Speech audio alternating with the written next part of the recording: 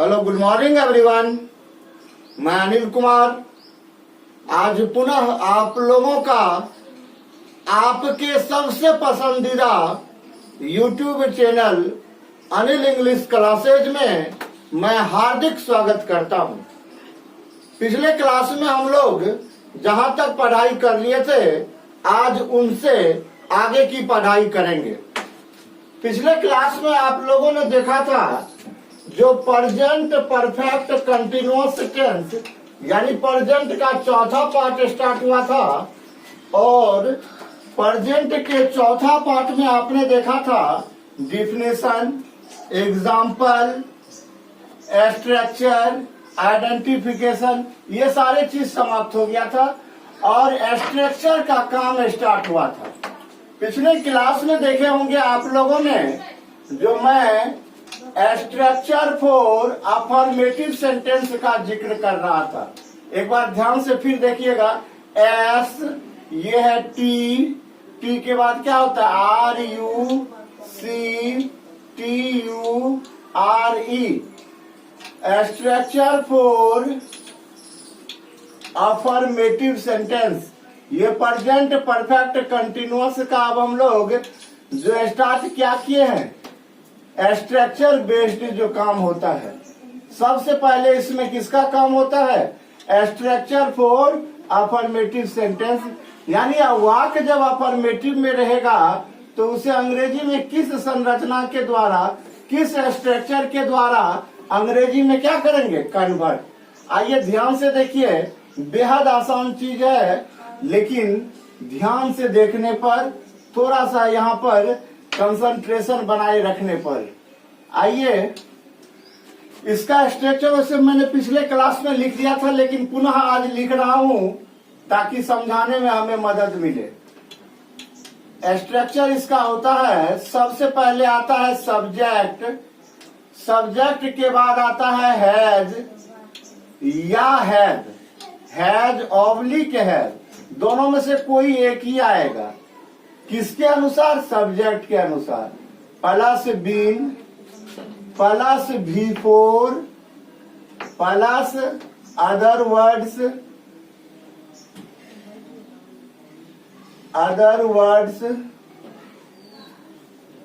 Plus POT, other words, plus P dot O dot T, plus full stop. थोड़ा सा ध्यान से देखिएगा, स्ट्रक्चर को हम थोड़ा समझा रहे हैं। ये हैज और हैव जो है, ये क्या है, ऑक्सिलरी वर्ब, सहायक क्रिया है।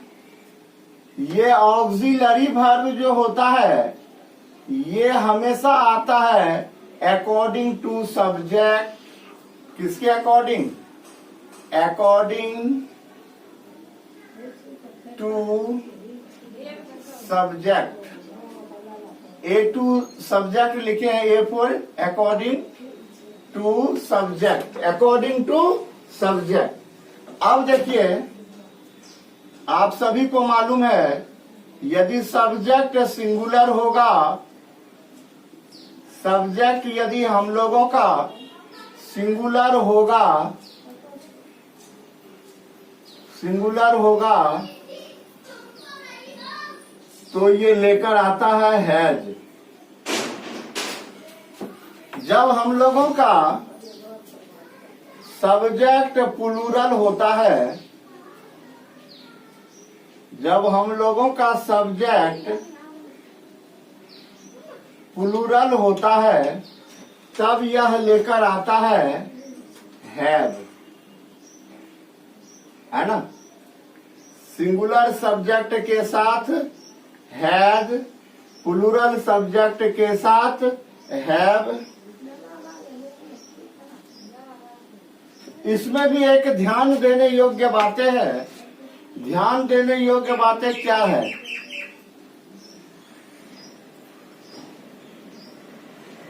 ध्यान देने योग्य बातें है। आई, ये सिंगुलर होता है, ये सिंगुलर होता है लेकिन ये ऑक्सिलरी वर्ब लेता है हैव। क्या लेता है? हैव। उसी तरह से यू के बारे में आप लोग जाने होंगे, ये सिंगुलर ऑब्लिक प्लूरल दोनों होता है, लेकिन ये हमेशा अपने साथ जो ऑक्सिलरी वर्ब लेता है इस टेंस में वह लेगा हैव। इस दोनों बातों को जो है आपको और भी अच्छी तरह से याद रखने की क्या है? आवश्यकता है। जो यह आई सिंगुलर होने के बावजूद भी अपने साथ वर्ब क्या लेता है? हैव। और यू सिंगुलर और प्लूरल बोथ नंबर होता है, यानी दोनों सिंगुलर भी होता है और प्लूरल भी होता है, लेकिन अपने साथ हमेशा वर्ब क्या लेता है? हैव। चलिए, ये ऑक्सिलरी वर्ब की चर्चा थी। और यहाँ पर भी देखिए, ये बीन जो हमारा आया है ये भी हमारा क्या है? ऑक्सिलरी वर्ब है। ये भी हमारा क्या है? ऑक्सिलरी वर्ब, जिसको हम लोग क्या करते हैं? सहायक के लिए। अब देखिए यहाँ पर एक वर्ड है हैव, सॉरी V4। ये क्या है बाबू रे? ये है V1 plus ING। V1 plus ING, यही V1 प्लस ING क्या होता है? V4। इसको जो है हम लोग प्रेजेंट पार्टिसिपल के नाम से भी जानते हैं। प्रेजेंट पार्टिसिपल के नाम से, प्रेजेंट पार्टिसिपल फॉर्म भी इसको हम लोग कहते हैं, है ना। अब देखिए, इसमें एक शब्द आया है जिसका नाम है POT। हम POT के बारे में आपको कल ही जिक्र किए थे। वेयर मतलब जहां, याद होगा आप लोगों को, कल हम इसकी जिक्र किए थे। वेयर POT P.O.T बराबर हम बोले थे point of time, point of time oblique period of time, oblique period of time. याद होगा आप लोगों को, इसकी बात, इस बात को भी हमने क्या किया था? कल जिक्र किया था। ये स्ट्रक्चर में क्या, कौन, कैसे आया, ये बात देख ली। अब हमको देखना है इसका नोट पॉइंट। अब इस पर काम करने से पूर्व हमको जो सबसे ज्यादा इम्पोर्टेंट बातें ध्यान देने योग्य जो है इसमें, उन बातों को देखना है, यानी नोट देखना है। नोट कौन सा? फर्स्ट नोट हम दे रहे हैं इस पर। इसका फर्स्ट नोट क्या है? देखिएगा, हम लिख रहे हैं द वर्ब्स। जिसको लिखने की आवश्यकता होगी बाबू, वो हाथ चलाकर इसको लिखते भी जाएंगे। The verbs in this tense, the verb in this tense. आप लोग हाथ चलाकर लिखते भी जाएंगे इसको, जिसको लिखने की आवश्यकता है। In this tense take double auxiliary verbs,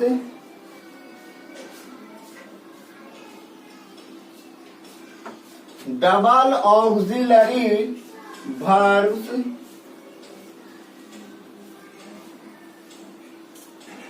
doubles auxiliary verbs have been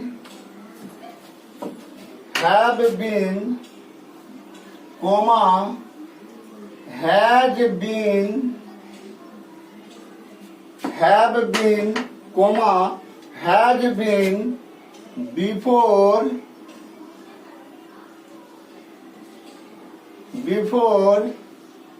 themselves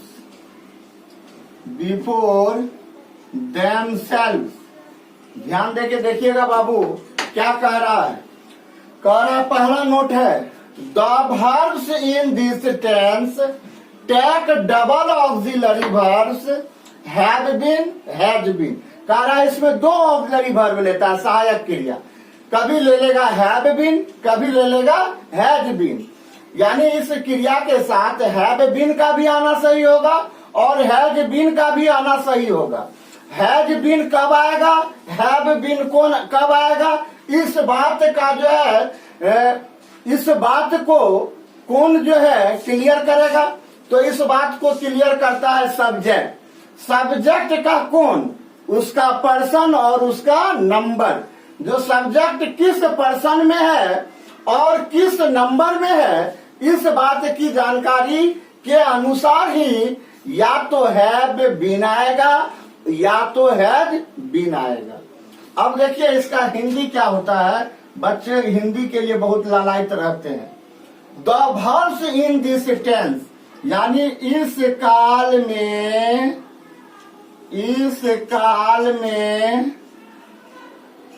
क्रियाएं, इस काल में क्रियाएं अपने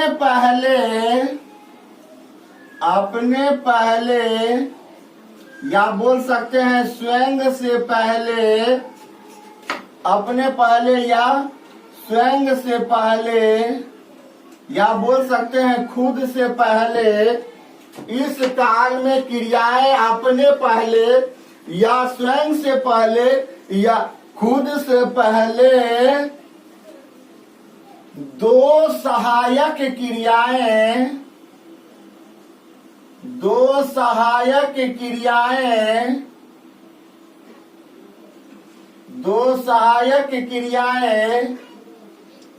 हैव बीन,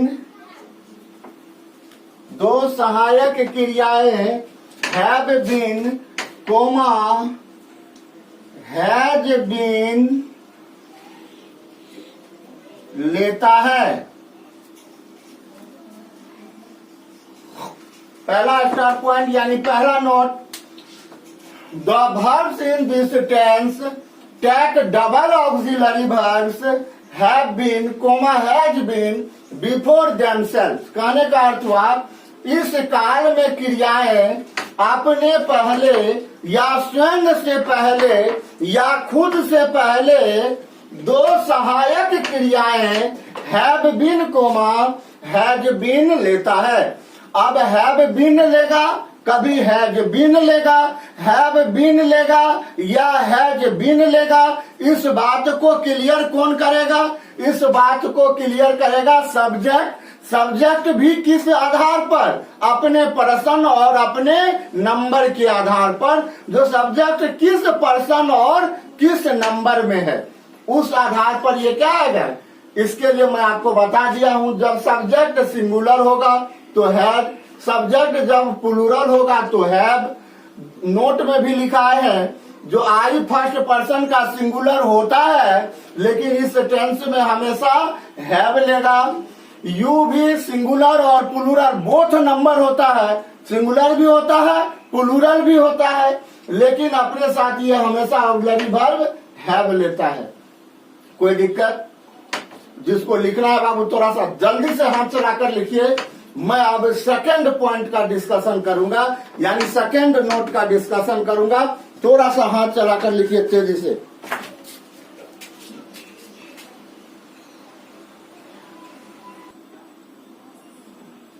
चलिए अब हम लोग इसका सेकंड नोट देखते हैं, जो दूसरा नोट क्या कहता है।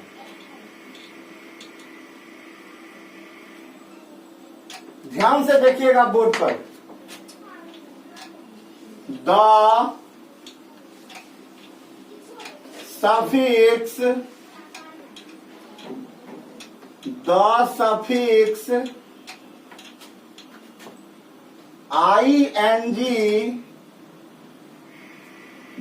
सफिक्स ing is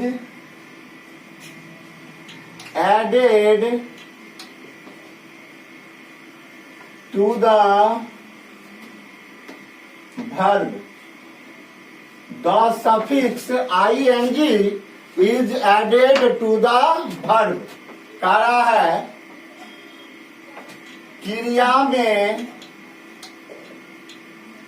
क्रिया में सफिक्स आगे जो जुड़ता है किसी भी वर्ड में बाबू, आगे में जो कुछ जुड़ता है उसी को सफिक्स कहा जाता है। हिंदी में इसको प्रत्यय कहा जाता है। हिंदी इसलिए नहीं लिखा है, थोड़ा सा ये अजीब सा लगता है प्रत्यय। क्रिया में सफिक्स प्रत्यय ing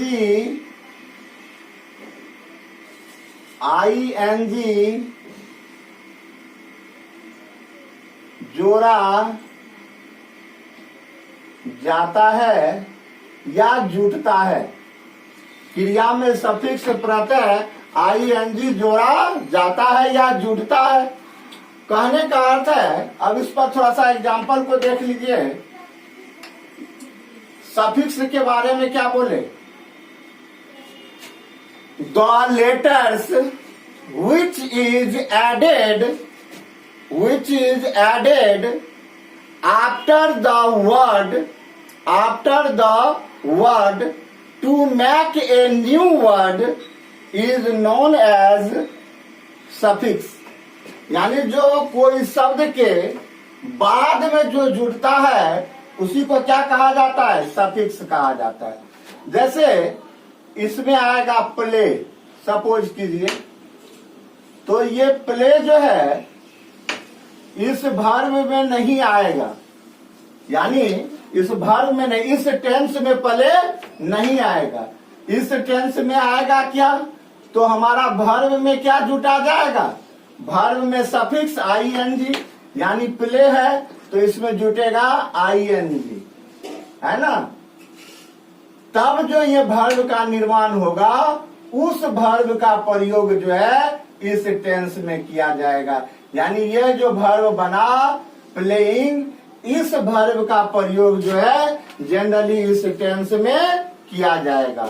एक और एग्जांपल देखिए, जैसे मैं लिखता हूं राइट मतलब क्या होता है? लिखना। तो राइट का प्रयोग इस टेंस में नहीं किया जाएगा, तो इस टेंस में किया जाएगा। तो राइट में जो है, यानी ई जब ing सफिक्स जब जुड़ता है तो लास्ट अक्षर जो ई होता है वो क्या होता है? हट जाता है। तो इसमें क्या जुटेगा? Suffix ing। और सफिक्स जब ing जुटेगा तब जो वर्ब का निर्माण होगा उस वर्ब का प्रयोग जो है इस टेंस में किया जाएगा। यानी ये बन गया राइटिंग। तब जाकर इस टेंस में जो है ing लगने के बाद जो वर्ब बनता है उसका प्रयोग किया जाएगा। तो ये था हमारा सेकेंड नोट। समझ में आ गई? तीसरा नोट इसमें देखते हैं हम लोग, थर्ड नंबर नोट। बेहद आसान चीज है, खाली ध्यान रखना है। तीसरा नंबर नोट क्या कह रहा है सो सुनिएगा। कुछ नहीं है, जो स्ट्रक्चर है उसी बात को बता रहा है। Subject plus auxiliary verbs, auxiliary verbs में कौन? ऑक्सिलरी वर्ब्स में कौन आएगा? हैज बीन या क्या आएगा? Have been. ऑक्सिलरी वर्ब्स में कौन? या तो हैज बीन या तो हैव बीन।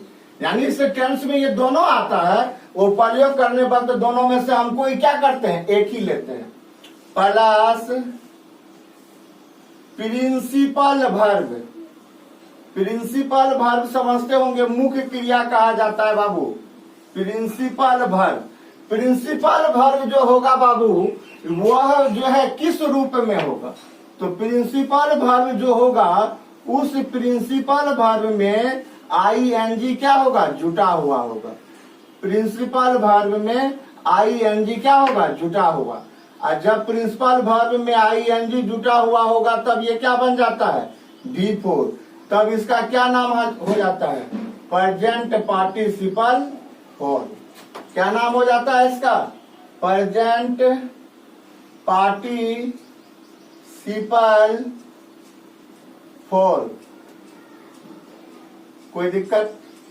देखिए क्या कह रहा है, इसके फॉर्मेशन को दिखा रहा है बाबू। ये कह रहा है सब्जेक्ट आता है, सब्जेक्ट के बाद प्लस में क्या आएगा? Auxiliary verbs. ऑक्सिलरी वर्ब्स में कौन सा? Has been, have been plus principal verb. इसी को मैन वर्ब भी बोला जाता है। ये प्रिंसिपल वर्ब में क्या लगा रहेगा? आईएनजी लगा रहेगा। तब ये क्या बन जाएगा? V4। V4 को क्या बोला जाता है? Present participle form. कोई दिक्कत? देखिए इसी तरह से स्ट्रक्चर बना होगा। ये क्या है? वर्ड में लिख दिए, स्ट्रक्चर बेस्ड ऊपर में लिखा हुआ है। ये था आपका तीसरा पॉइंट, यानी तीसरा नोट पॉइंट पर है हम लोग। आइए अब हम लोग जो है चौथा को देखते हैं, जो चौथा में क्या कहा जा रहा है। तो चौथा में देखिएगा एक शब्द का चर्चा हुआ था, point of time.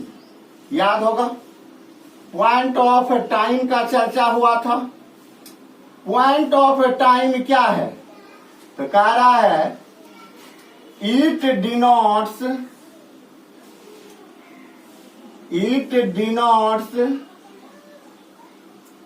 A certain time.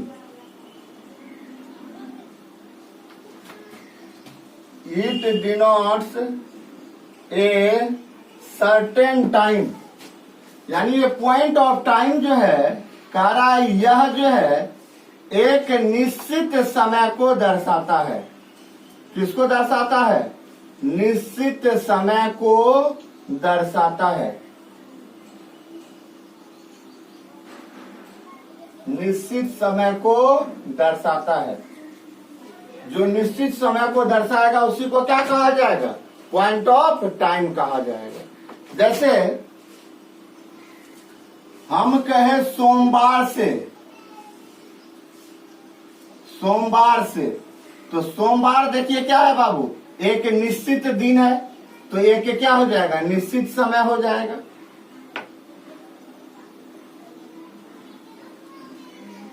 है ना? हम कह दे 1990 से, तो 1990 क्या है बाबू? एक निश्चित वर्ष है। एक निश्चित वर्ष। ये निश्चित वर्ष किसको दर्शाता है? समय को। या निश्चित समय किसमें? दिन के रूप में।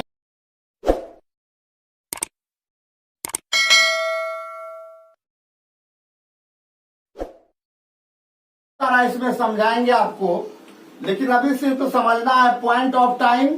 यह जो है निश्चित समय को क्या करता है? दर्शाता है। किसको दर्शाता है? निश्चित समय को। है ना? चलिए ऊपर वाला लिख लिए होंगे आप लोग। आइए हम इसको साफ करके पांचवा पॉइंट लिखा रहे हैं, note.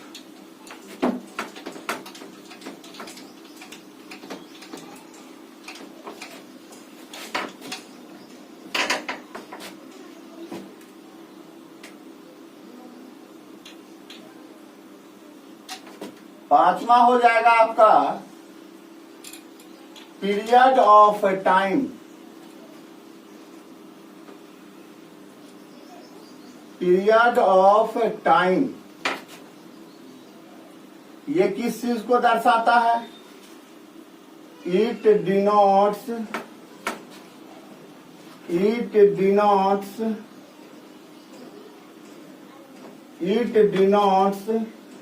the duration. It denotes the duration. It denotes the duration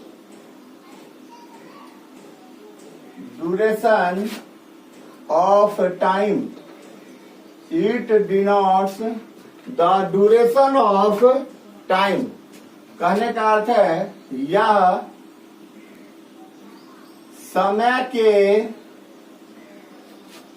समय के अवधि को दर्शाता है। समय के अवधि को दर्शाता है। पीरियड ऑफ टाइम क्या करता है? तो पीरियड ऑफ टाइम जो है यह समय के अवधि को दर्शाता है, यानी समय जो होता है उसके ये अवधि को दर्शाने के लिए आता है, ड्यूरेशन को दर्शाने के लिए आता है। जैसे हम बोले 5 दिनों से,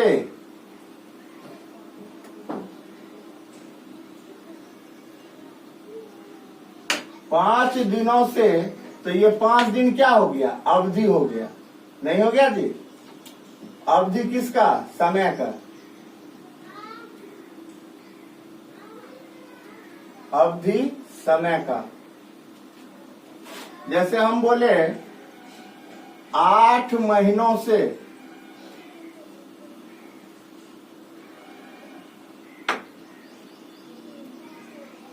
तो ये भी क्या हो गया? अवधि हो गया, किसका? समय का।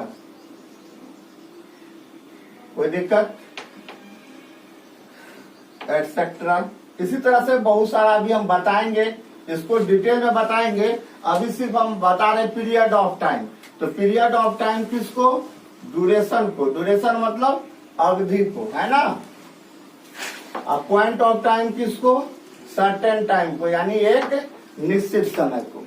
कोई दिक्कत? लिख लिए होंगे आप लोग। इसको थोड़ा मैं मिटा रहा हूं, नीचे वाला।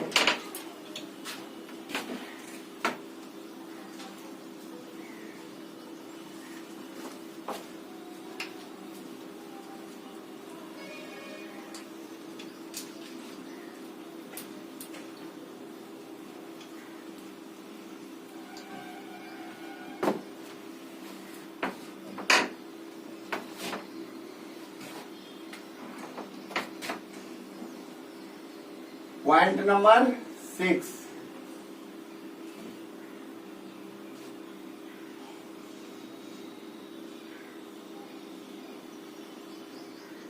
since is used for